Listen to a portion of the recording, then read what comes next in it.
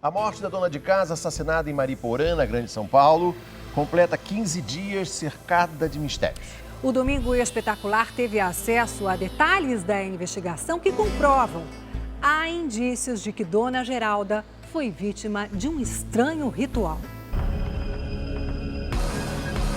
Imagens que podem ajudar a polícia a esclarecer o crime. Declarações exclusivas e reveladoras feitas por uma amiga. Ela só falou assim: você não sabe o que eu fiz, foi muito grave. Que relação a devoção da dona de casa por uma santa católica pode ter com o mistério? E a causa da morte no cenário repleto de detalhes enigmáticos. Afinal, o que aconteceu com Geralda Guabiraba na madrugada de 14 de janeiro?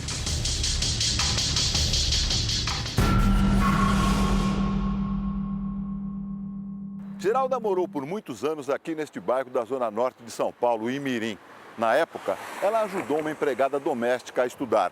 As duas, inclusive, fizeram um curso de 3 anos juntas. A ex-funcionária se tornou uma grande amiga e confidente e foi procurada por Geralda um dia antes do crime. A repórter Lenisa Kraus conversou com essa mulher. Ela pediu para não ser identificada e contou que não estava em casa quando foi procurada por Geralda. Ela esteve aqui, ela falou com minha mãe e falou que precisava muito falar comigo. Ela falou que para me falar que no domingo à tarde ela ia passar aqui para conversar comigo. A mãe da amiga contou que Geralda entrou no carro, mas demorou para ir embora. Ela não ligou logo o carro de imediato. Ela passava no cabelo assim e se debruçava assim no volante como se estivesse muito preocupada. A minha mãe achou ela muito estranha, assim, muito, sei lá, triste ou nervosa. A amiga nunca soube o que Geralda queria falar um dia antes de morrer, mas se lembrou de uma outra conversa que aconteceu meses antes. Segundo ela, Geralda sofreu uma crise nervosa no ano passado porque se sentia culpada de alguma coisa. Ela me procurou, ela falou que queria me contar algo que ela tinha feito. Era uma coisa assim muito grave.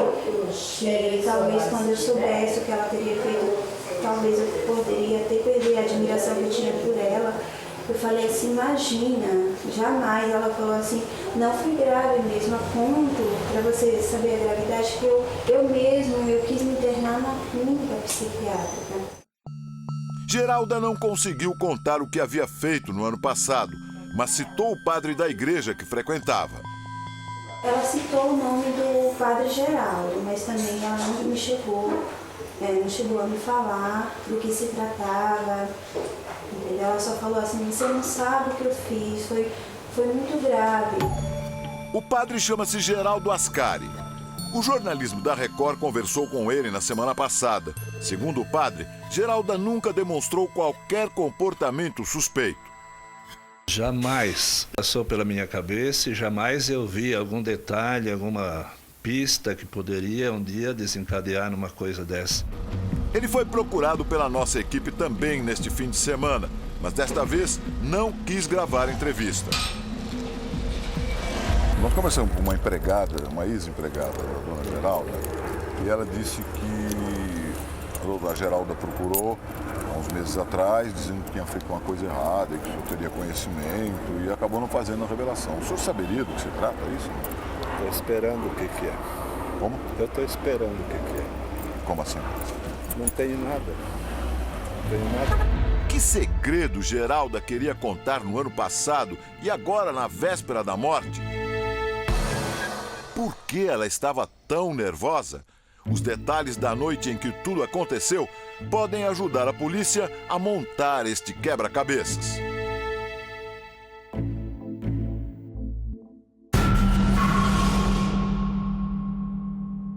Geralda tinha 54 anos. Era casada com o diretor comercial do Grupo Estado, José Pereira Guabiraba. Tinha 2 filhos, Lilian, que é casada, e Rafael, que morava com ela. As câmeras de segurança deste prédio registraram a rotina da família Guabiraba. Geralda, o marido e o filho moravam aqui há pouco mais de 4 meses.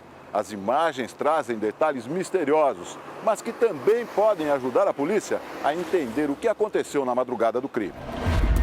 Sexta-feira, 13 de janeiro, às 8h12 da noite, o marido de Geralda chega em casa e sobe para o apartamento. 15 minutos depois, ele entra novamente no elevador com outra roupa e desce ao térreo. Geralda chega logo depois, às 8h38. Está com uma cesta na mão e uma bolsa. 2 horas depois, às 10h45, o marido retorna. Carrega uma sacola plástica e um envelope. O filho Rafael não estava em casa. Geralda e o marido ficam no prédio até que à 00h55, já no sábado, 14, Geralda desce novamente pelo elevador. Ela não está de bolsa, leva apenas uma sacola de pano onde costumava carregar uma garrafa de água benta. Observe a roupa que ela usa. Segundo familiares, a calça azul marinho e a blusa branca eram uma espécie de uniforme que Geralda só usava na igreja ou quando saía em trabalho missionário para orar e ajudar pessoas doentes. Geralda não levou documentos pessoais. Segundo essa psiquiatra, isso e a aparente calma de Geralda podem indicar que ela foi ao encontro de pessoas conhecidas. Poderiam ser pessoas próximas a ela, sim, o que reforçaria essa tranquilidade dela no elevador e reforçaria o fato dela ter deixado em casa objetos pessoais sem os quais hoje em dia nós não saímos, telefone celular, carteira, documento de identificação e etc. As câmeras do prédio também mostram o momento em que o filho de Geralda chega em casa, 13h05 da manhã, quando Geralda já estava morta. Minutos depois, o jovem desce até a garagem. Provavelmente, ele percebeu que a mãe não estava em casa e desceu para procurar o carro dela. Em seguida, Rafael voltou ao apartamento.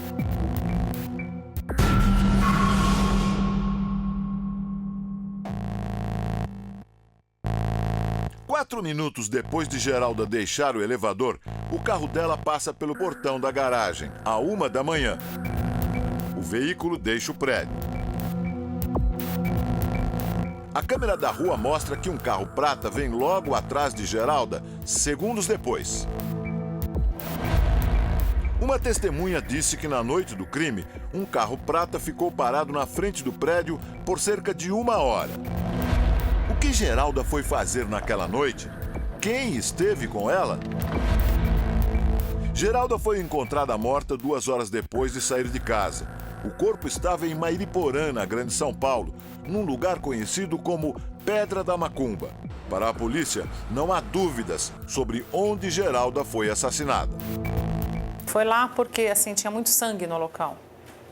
Então ela não pode ter sido morta em outro local e ter sido trazida para cá. Lá, foi executada lá. Da casa de Geralda até a pedra são aproximadamente 8 quilômetros, percorridos em 18 minutos. Câmeras de segurança no percurso registraram a passagem do carro de Geralda no meio do caminho, entre a casa e a Pedra da Macumba. A polícia ainda não sabe se a dona de casa parou no meio do caminho ou se foi direto para lá. Mas para chegar até a Pedra da Macumba, Geralda passou por um lugar que frequentava diariamente, a igreja.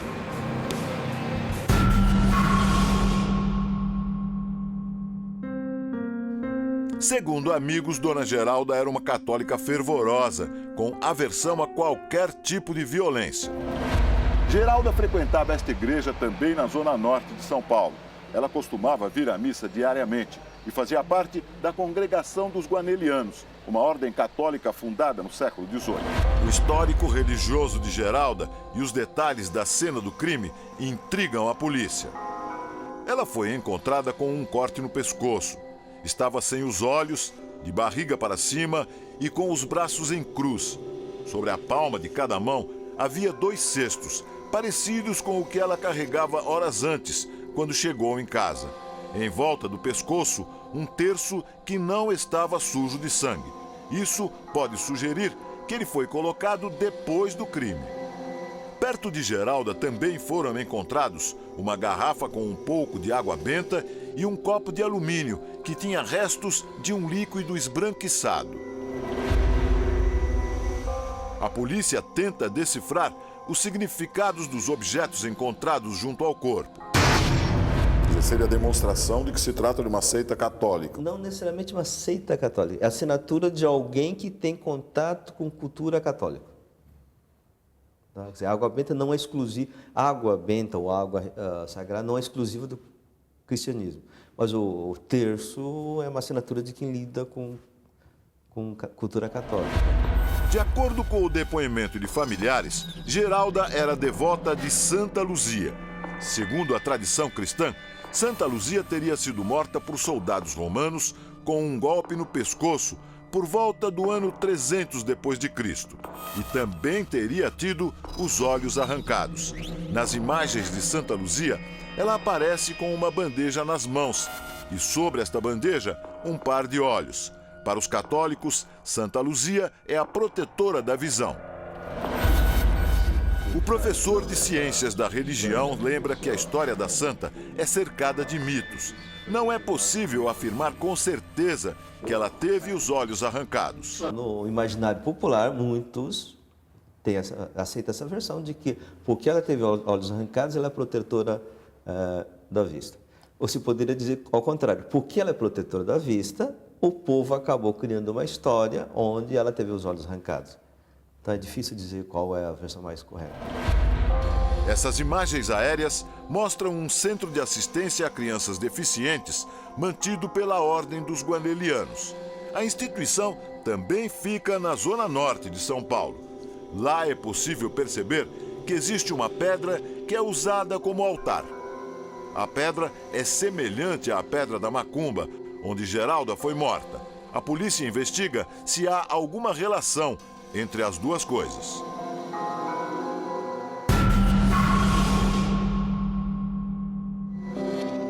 Na Pedra da Macumba, o carro de Geralda estava a poucos metros do corpo dela. O banco do passageiro estava reclinado e a chave no contato. Nada foi roubado. Um laudo preliminar divulgado esta semana confirma que Geralda foi morta por um golpe profundo no pescoço. De acordo com a investigação, a dona de casa não esboçou qualquer reação antes de ser assassinada. E só a análise do copo de alumínio, da garrafa e de outros recipientes encontrados perto do corpo pode indicar se ela ingeriu alguma substância ou se foi sedada antes do crime. A polícia já recebeu da perícia o resultado do laudo feito no computador de Geralda. O documento tem mais de 50 páginas e indicou uma pesquisa recente sobre morte por chumbinho. O veneno é usado para matar ratos e tem a venda proibida no Brasil.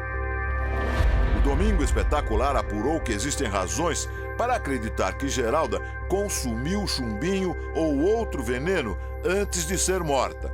A polícia espera o laudo do cadáver e também analisa qual é o líquido esbranquiçado que aparecia no copo levado por Geralda ao local do crime. Será que Geralda sabia que ia morrer? O ritual do assassinato tem relação com a devoção a Santa Luzia? O que significam a posição dos braços e as cestas nas mãos? E o terço, que pode ter sido colocado depois da morte? Será possível que Geralda se ofereceu em sacrifício? Para esta psicóloga, o estado emocional da dona de casa é fundamental para entender o que aconteceu. No caso dela, a gente não pode afirmar que ela se ofereceu para participar de um ritual de sacrifício. Ela pode ter sido usada. Agora, a gente não sabe o estado psicológico que ela estava.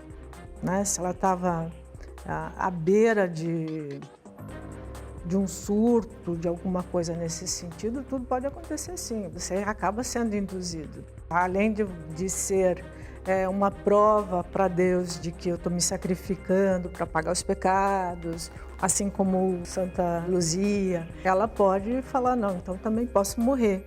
Então, pode ser induzida sim. A investigação segue sob segredo de justiça. 15 dias depois da morte de Geralda, ainda não há nenhum suspeito.